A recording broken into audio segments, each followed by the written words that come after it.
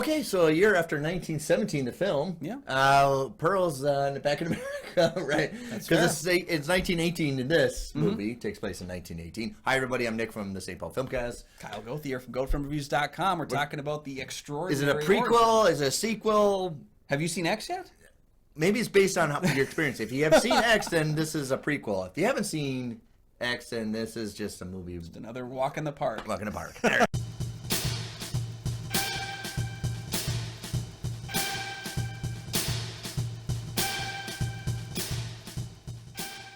Welcome back to the show. I'm one of your hosts, Kyle Goethe from Goethe Film Reviews. Hi, I'm Nick from the St. Paul Filmcast. Thanks for finding us. Thanks for watching. And for our loyal fans, thank you for continuing to support the show. You can follow the show on Twitter and on Instagram. Yes, we do have a Patreon. Check that out for some great deals to tell us what to do, some movies to pick for us to review on the show. Both Kyle and I are members of the Minnesota Film Critics Alliance. Check out that webpage for critics' reviews as well as ours. And today we're talking about the 2022 hit. I guess we can call it a hit right now. Yeah, it is Pearl.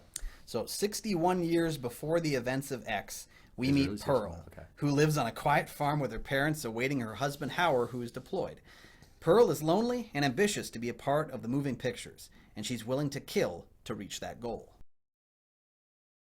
Okay, well, you know, when you have a pet alligator, I mean, she kind of does have a pet alligator, but it's kind of the nature, right? So I like to say, beginning right off, people are comparing this as like Texas Chainsaw Massacre, just like X was. I haven't seen X yet, but people thought that was a mixture of Texas Chainsaw Massacre. I do see a lot of influence of the Texas Chainsaw Massacre in this movie, but I see a lot of Psycho in this movie, of closed environment, family, and you're never going to entrapment and delusions, and you somehow, all the negative inventory you take in, if you remove mom out of the situation, maybe life will be a little bit better. Yeah. So you know, I'm just saying that, you know, if you have some other influences, because I'll go on. I think I see a lot of other strong influences in this movie, but really what popped in my head first is a lot of Psycho in this movie. Yeah, so so X, of course, came out, surprised a lot of us, and I myself, I enjoy Ty West's director. I like the trailer, but I've never been blown away by Ty West's director. No, we critiqued in the Valley of Violence, the previous movie, and that didn't really impress me. And so, like, I've always found most of his movies to be entertaining, but not love them in the way so many other people do. X came out, and it was supposed to be an exploitation adult film kind of movie. Like Boogie Nights meets that did have that Hostel kind of a thing, you know, of Texas Chainsaw Massacre, but also being very much about the cinema of the 70s. And then watching Pearl, you know, there's influences of Wizard of Oz. Yes, of Psycho, that car going into the sludge. How they framed the you know, she goes to the woods and the gardens, but it's very much the French cinema used to paint the flowers for framing, and you see that the filigree is all over there. The Paith films that you do learn about in film class. Yeah, so like you can definitely see that there's like another love of a different kind of cinema, the way that, you know, the talkies were and stuff like that. And then, of course, you know, we have the announcement that there's going to be a third film, Maxine, set in the 80s, that is going to be about the home video era. Well, that's going to be a film. slasher. Yeah, so I'm very excited for the fact that, like, Ty West seems to be rolling with this. What's funny about it is I think combined these two movies, Pearl and X, cost $2 million. Because they filmed it at the same time. Yes, so while they were prepping for X, he was on Zoom FaceTime calls with Mia Goth, just talking about background for the character, and then they realized maybe we could just make a movie. And so that's why I used a lot of the same sets as X. What is it? Tandy Wright, who plays the mother, Ruth? Yes. She was the intimacy coordinator for the sex scenes in X. And so when she was just around, she doesn't have a lot of credits to her name. And I looked up research. A lot of these people in this movie don't have a lot of credits into their name. David Cronensuite, who plays a TV projectionist, he just a lot of TV series. Emma Jenkins-Purro, she's not really anything really at all. And then you have Mia Goth, who's just been in just in Suspiria, and we recognize her from A Cure from Wellness. So you have a lot of people that are just you pull out of the ether. Yeah. I became aware of Mia Goth on Nymphomaniac, the film she made with Lars von Trier. That was, the notorious film. I think part one, part two. Yeah, she was definitely in one. I watched those movies in succession. But yeah, I became aware of her there, and I was like, she's got an element of like she can grasp scenes that she's in and really take them over. Cure for Wellness was very much like a thing where whenever she was on screen, something was happening visually on that film. She had such an energy to her. Suspiria was the same way, and it was like seeing her in X, this is like her moment, and then seeing her get the entire film to herself in Pearl is so cool. All right. So there's a lot of love for old-fashioned films. In 1918, of course, there's not a lot of audio sound in movies. In the movie, she's seen Parade of Follies, which is a popular thing at the time. I think that's not authentic movie. I think they just filmed it for the movie, what you see as a projection. I don't think it's an authentic movie. I think it was just filmed in the movie. You know what I mean? Yeah. Yeah. I don't think it was the actual thing we see. The only thing I know is authentic is the adult film that she watches is an actual adult film. That is true, yeah. It was called A Free Ride, and it was from 1915. But yeah, they were off by a little bit when if they you did get a the proper music. film history book, Yeah. they'll show you that's one of the first ones that passed around stag parties. Right, right, one of the first movies. Because there's a salacious history for film, right? Yep. Usually there's trashiness. Well, and that was a theme during X as well, was that adult films is eventually going to be mainstream, and that was a theme for that film. And now it's neat to show like the origins of that conversation happening 60 years earlier kind of creates that cohesiveness between them. I love that these films aren't like intrinsically connected, but it's like going to be three different stories that all feature the same elements. But as Pearl sees the X-rated movie, the naughty movie, it awakens that catalyst for her downward spiral. It sparks her. Yep. So whatever goodness into her, it's gone away when she sees what is capable of what you could do to be famous on film. Another thing I like about this movie is not only that, this is really good editing. I think it's one of the, I talked about editing. This is a tight edited movie. I really like the editing, and he used old-fashioned editings of the wipe as well as to close and star. So there's old-fashioned editing points to it. I think it's a very clean edited film. I think that's where Ty West really shines, is the editing part. Writing, I think he worked with Maya for the writing part.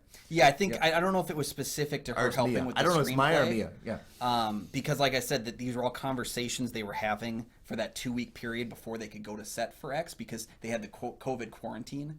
So like they all had to be quarantined off, and so these were a lot of conversations happening. So I don't know if she specifically handled writing or if he credited her because she had so much input on the film, or if she did write it. I don't know 100%, but there was definite work between the two of them, which again helps create a fuller character, because the versions of the characters that are in this film that we meet in X are not like, there's a lot going on in that movie, more going on than there's time to really develop all the characters. But we get a lot more of that expounded upon here. So what the emphasis is, and when I'm trying to talk about with the talkie films as well as the aesthetics, is what we see is probably not authentically in the reality of her. I think you see in a lot of the delusions, because sound is not in film yet. There was a lot of experimentals that had sound in films, but they could not project it. Yeah. So she's seeing the Palace of Follies and she's hearing it. It's probably a delusion of herself. And when she auditions, it's the whole delusion as well, the whole band and boom, boom, boom. Yep. So I think even how clean and pristine the barn is a delusion of herself, how everything is nicely stacked and everything, every dress. So I think projection of what we're seeing isn't so much of what she thinks she sees rather than in reality. I think the place is probably, in reality, probably dilapidated almost. But she has this very pristine thing of what things should look like. So I think that's what we're seeing as well, because like that goes back to even another Wizard of Oz reference, the sex scene with the Scarecrow. If you're ever looking for homage to Wizard of Oz and you get a sex scene with a Scarecrow, that's quite something. But like that again is something that's in her head that she is perceiving in that way. She looks at it from one moment and it's got David Corvinset's head on it, which is just a creepy moment. but then to have that's it, what she's seeing, right? Well, eventually we get there's a goddamn Scarecrow. But for her, she's like, that's a substitute for what I wanted to do. Right.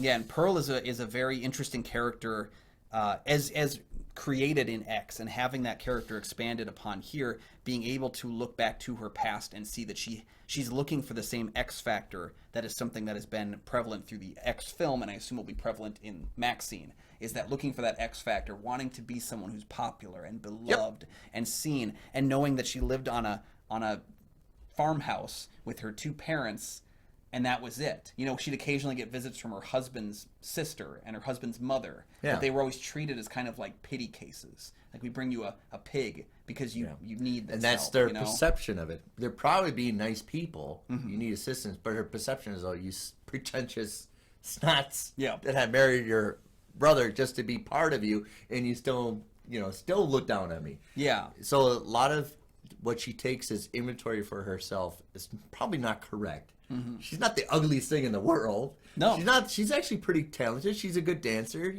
but she has all this negative connotations for herself. Mm-hmm. And you cannot convince her of what she believes. Right. I don't think her sister-in-law won the audition.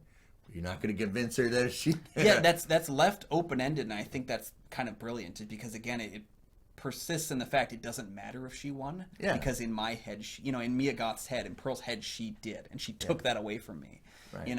It's what's in her mind is rules. Her mom is probably not this overbearing person, but to her, it is constantly suppressing her. Yeah. And then you got to take care of your father that she kind of has a shine to, but... It's her entertaining idea of dancing to the bridge, yeah. Well, and that goes back to, she wants to show off how good she is. She wants to show off what she can do in the world. And her whole life is built around, it's almost like Tree's Lounge trying to quit drinking is trying to make it big in the movie world. If only I could do this. If only then the I world would be stopped big. messing with me, I'll Goes quit back drinking. To those if-then statements we use there. Yeah. It's her. If my dad was dead, we wouldn't have to be using up our food on him. He's already kind of dead. That's how she sees it. If my mom would just let me go and do this audition, if I could make it to the audition, then people would see what I'm. If I win the audition, then it's highway to Everything gold right after that. me, yeah. Which she doesn't perceive. It's just a little mom and pop audition at a church. It's not right. It probably would have. Yeah, church singers probably tour in the countryside. You're not going to make it big that way. Right. Yeah. So it's always the pent up perception doesn't fit the reality, and that's where she gets the disappointment because eventually you have to face reality. Yep. But you're rather the perception of it. Mm-hmm. Look at how wonderful it is, and then all of a sudden she misses the cues of even the projections have a relationship. And now you're cold to me. Why are you cold? Why are you doing this? And all of a sudden she goes to 11, right? Mm-hmm. Yeah. Well, you're scaring me. Why? I'm not scared. I'm sorry. Yeah. Right. I didn't mean to scare you. I think about that with putting that on Ty West's shoulders too, because let me tell you right now, there's not a film of his that I flat out dislike except for one. And it's a movie that he has notoriously kind of disowned. It's Cabin Fever 2. He did the sequel to Eli Roth's film, and it is terrible. I think it's difficult to find. That's how bad it is. And the thing is, it's lower budget. Half the people that return from the original film return so that they could get killed off in 5 minutes because they just didn't want to be a part of it. It's gross, it's mean, it's disgusting. But it's also a movie that he was hired to take on and then was taken away from him and kind of reworked. And so I think he'd always seen that as kind of like his loss. And I think there's part of him in the character of Pearl seeing that, if you would just stop ruining my ability to be big, and kind of the acceptance factor of you may not make it big in the world, but you need to make it big for yourself. You need to be a star to yourself. And that's where I think a lot of his later works was that he was making films that were for him. And I think that kind of maybe does give a little bit of his background, just to me. Cinematographer is what? Elliot Rocket, I think. Yeah, they worked together for House of the Devil, The Innkeepers. I think Ty West finally found the cinematographer he can work well because they didn't work together. They weren't part of In the Valley of Violence. He had a different cinematographer for that. But I think he found somebody that gels with him of what they want to do together. It's a great take of when the sister-in-law leaves the house and she opens the door. We already know what's going to happen for the axe. If you grab the axe, and we already know what's going to come down in the tracking shot. But it's a great take.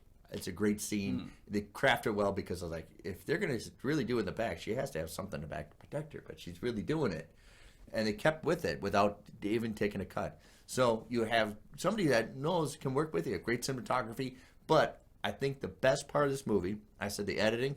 Sound department. If you go back to the IMDb, there are more people on crew for the sound department than any other. And I think Ty West realized that sound is very important to this movie. I wouldn't be surprised if this gets some kind of nomination for sound. I would be surprised if this thing really kept the conversation going about certain elements of it. Yeah. I do think sound could be one of them. I think Mia Goth could be in the conversation. I don't think she's going to end up with a nom, but I think she could be in the conversation. Yeah.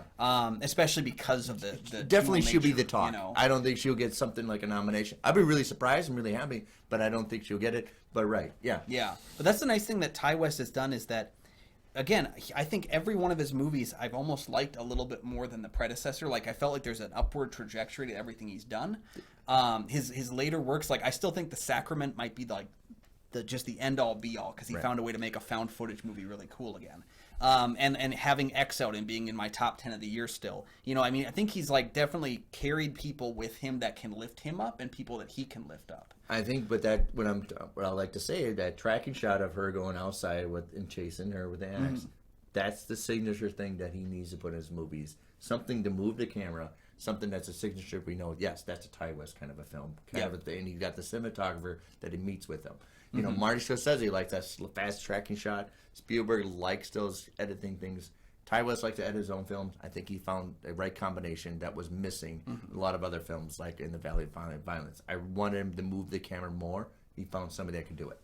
That's fair. Yeah. I think what I appreciate, too, is that the camera is more stationary when the scenes call for classic performance. Right. You know, it goes back, because again, back That then, the camera didn't move as much in films. But then whenever we have moments, you know, and you'll see this as you discover X, as things get more chaotic, the camera moves more. As Pearl starts to slip, the camera moves more. So it's almost like the camera is her mind, and it's running, and it's frenetic, and it's losing control, whereas all those scenes where she's by herself are her regaining control. That great monologue you have at the end is a long shot, long take, but the camera doesn't move because, again, she's got that, she's composing herself now. She's like bringing it in.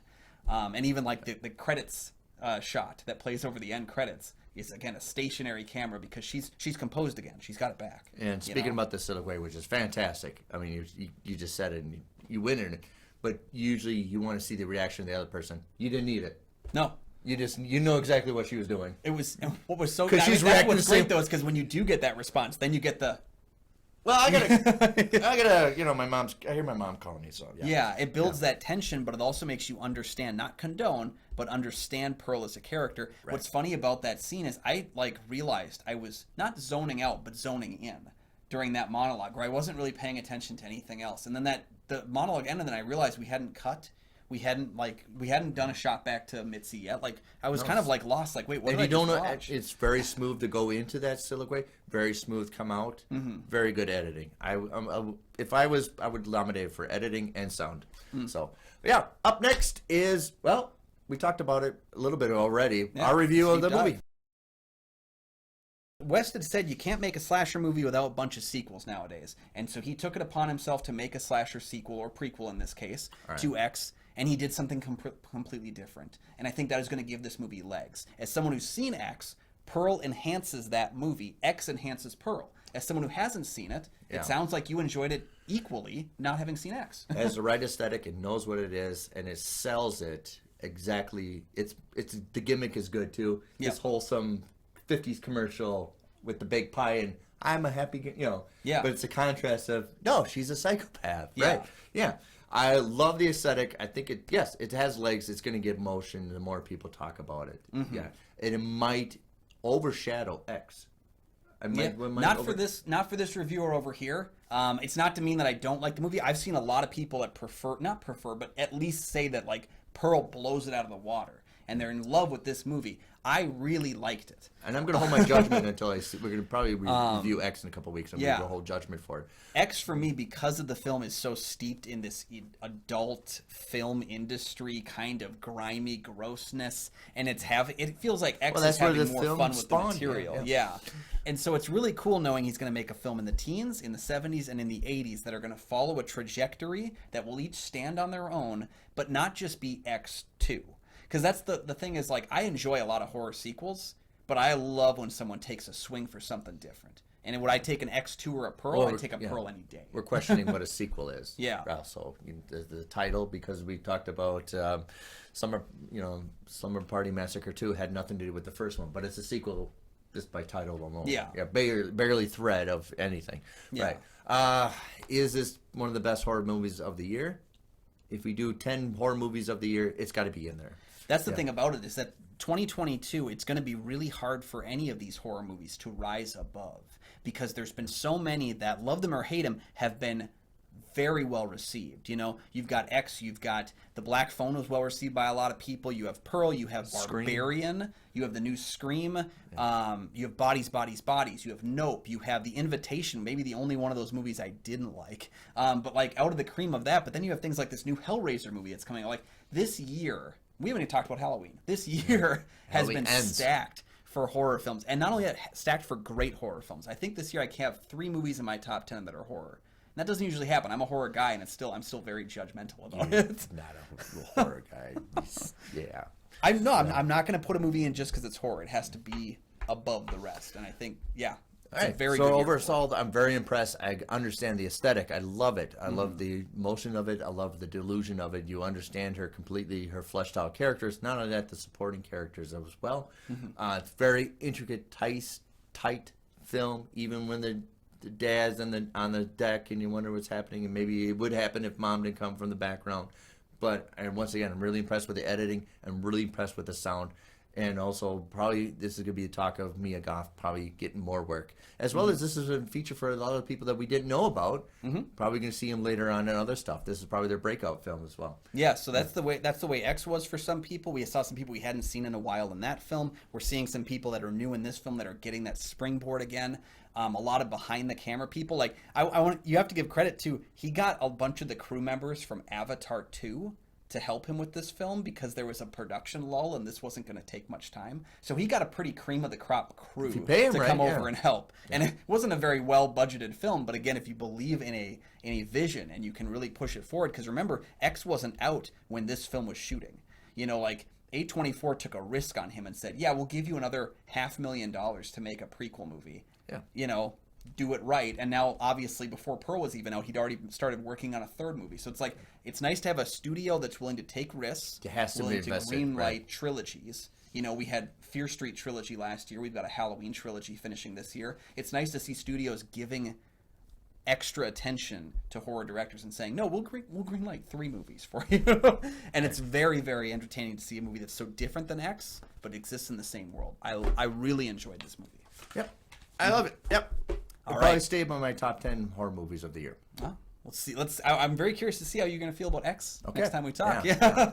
But what did you think about Pearl? We know you saw it. A lot of people did. Let us know down in the comments section your thoughts on the film. Maybe give us your favorite Ty West film, or even if your favorite film between the two, because they're both very different, but they also have that kind of cohesiveness. We'd love to hear your thoughts on that. I love how they use red in this movie. It's good. I see a lot more red. A lot more red. But yeah, thank you guys for joining us. Make sure you like, subscribe, and check out that Patreon link down below. We'll see you guys next time, and you can find all my film reviews over at goatfilmreviews.com. You can find my show, the St. Paul Filmcast, anywhere you find podcasts, and look for a new episode where I talk with Andrew Hunt about his recent release film, The Infernal Machine. Cool. And hopefully one of us won't have a pitchfork in their back next time.